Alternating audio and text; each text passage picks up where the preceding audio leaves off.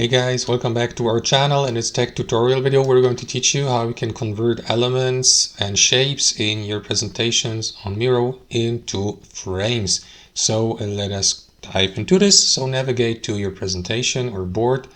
Let me go with this one here and let me just zoom into that frame here. So guys, you can use any element you like from your presentation. So what I will do is I will use that text box here, for example, or even better, we're going to use that connection between that circle and that text box. So what you want to do is select the given element, in this case here, this connection, and after that simply right click into it.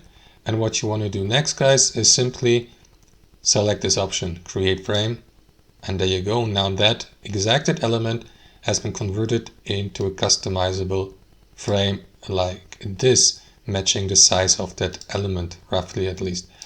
And that's basically it. That's how it works. Hope you enjoyed this video, got some real value from it, and we'll see you next time on our channel.